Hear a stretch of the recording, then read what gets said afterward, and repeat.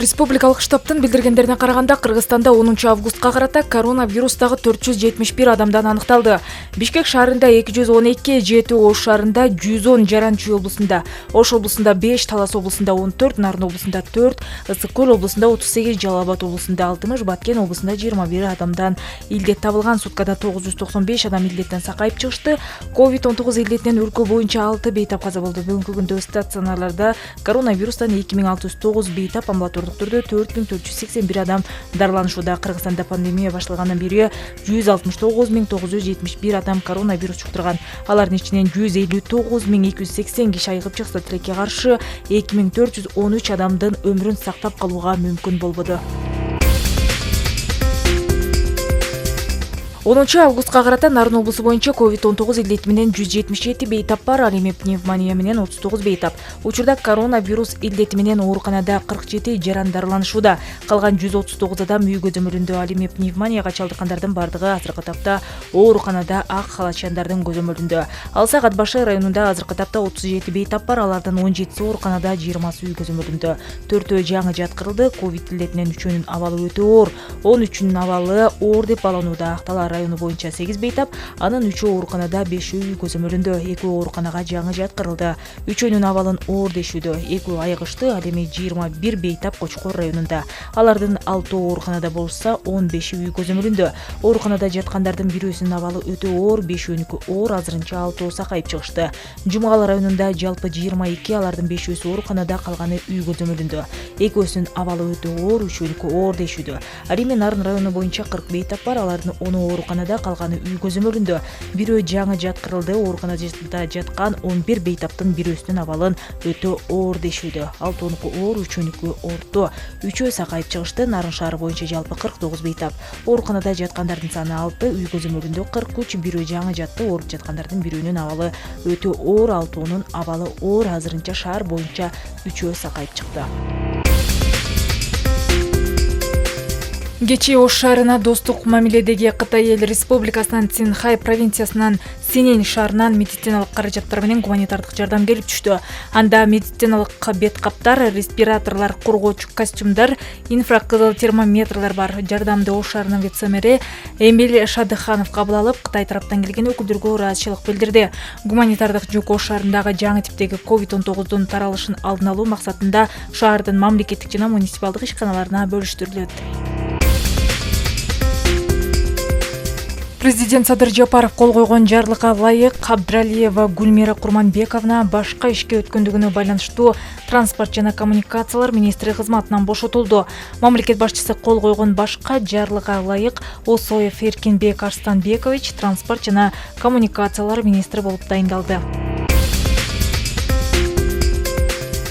10 августта Кыргыз Республикасынын тышкы иштер министри Руслан Казакбаев Нур-Султан шаарындагы резиденциясы менен Австриянын Кыргызстандагы элчиси Вилли Кемпель менен жолугуш өткөрдү. Австриянын элчиси Кыргызстандын тышкы иштер министрлигинин башчысына ишеним грамотасынын көчүрмөсүн тапшырды. Анын жүрүшүндө тараптар Кыргызстан менен Австриянын эки тараптуу кызматташтыгынын актуалдуу маселелерин тактап айтканда, эң жогорку жана жогорку деңгээлде өз ара иш сапарларын уюштурууну, тышкы иштер министрликтер аралык консультацияларды үзгүлтүксүз өткөрүүнү талкуулашты. Министр Казакбаев келерки жылы Кыргызстан менен Австриянын ортосундагы дипломатиялык мамилелердин түзүлгөндүгүнүн 30 жылдыгы белгилене тургандыгын айтып, ушуга байланыштуу Австрия тарапка эки тараптуу кызматташтыктын бардык багыттары боюнча биргелешкен жол картасын иштеп чыгууну сунуштады. Сүйлөшүүнүн жүрүшүндө Бириккен Улуттар уюмунун институттарынын алкагында көп тараптуу форматта өз ара аракеттенүү маселелери да талкууланды. Кечээ тышкы иштер министри Руслан Казакбаев Украинанын Кыргызстандагы элчисин кабыл алды. Жолугушуунун жүрүшүндө тараптар эки тараптуу кызматташууну мындан ары бекемдөө жана соода-экономикалык, маданий, гуманитардык жана инвестициялык мамилелерди арттыруу жолдорун талкуулашты. Атап айтканда, экономикалык, гуманитардык жана транспорттук жааттардагы, ошондой эле туризм чөйрөсүндөгү биргелешкен долбоорлорду ишке ашыруу боюнча пикир алмашуу болду. Мындан сырткары тараптар түз авиакаттамдарды жандандырууга кызыктар экендигин билдиришти. Үстүбүздөгү жылы эки өлкөнүн тышкы иштер министрлигинин орун басарларынын деңгээлинде биринчи саясий консультацияларды, ошондой эле экономикалык кызматташуу боюнча Кыргыз-Украин комиссияларынын кезектеги жыйынын өткөрүү жөнүндө макулдашууга жетишишти. Андан сырткары маектештер 2022 жылы дипломатиялык алаканын өрнөгүнүн 30 жылдыгын белгилөө боюнча планды талкуулашты. Баткен жана Лейлик райондорунун айылдарындагы 28-29 апрелде Кыргыз-Тажик чекарасындагы куралдуу жаңжалдан жабыркаган социалдык объектилерди куруу жана капиталдын оңдоодон өткөрүү иштери бекитилген календардык графикке ылайык жүрүүдө министрлер кабинетине караштуу архитектура, курулуш жана турак жай коммуналдык чарба мамлекеттик агенттигинин директорунун орун басары Берди Мураджалилов билдирди. Анын айтымында учурда 8 социалдык объектини куруу жана капиталдык оңдоо иштери жүрүүдө. 8 объектинин ичинен 5-өсү капиталдык курулуш объектиси, 3-өсү капиталдык оңдоого жатат. Бул иштерге республикалык бюджеттен 250 миллион сом каралган. Учурда 150,5 миллион сом каржыланды, деди ал. Ат башы районунун Кызыл Туу айылынын патриот тургундары өз чөнтөгүнөн каражат чогултуп 61 жаштагы Мааткадыр Насирденовго 3 бөлмөлүү үй куруп берип жатат.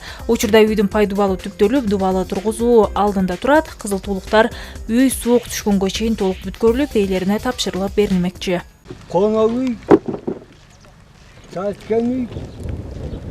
Кызыл Туу айылынын тургуну Мааткадыр Насирденов 61 жашта. Ден соолугуна мүмкүнчүлүгү чектелген жердешибиз экинчи топтогу майып болгондуктан өзү үй куруп алууга чамасы чектелүү. Мааткадыр Насирденовдун жашоо шартына кайдыгер карабаган айылдаштары аны жаңы үйлүү кылып кубантканы турат.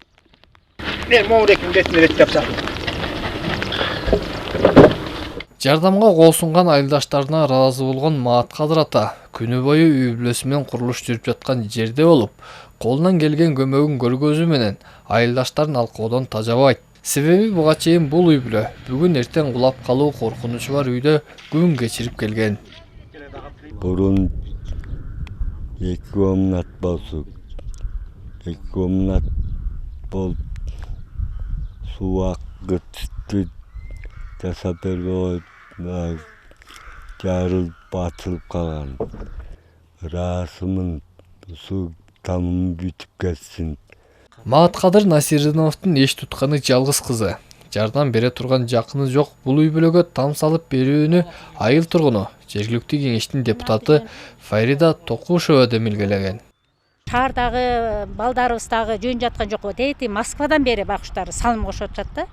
Анан эл сом ачканбыз, эл сомго которгон эл сомго которуп атат, акчалай алып келген акчалай алып келип атышат.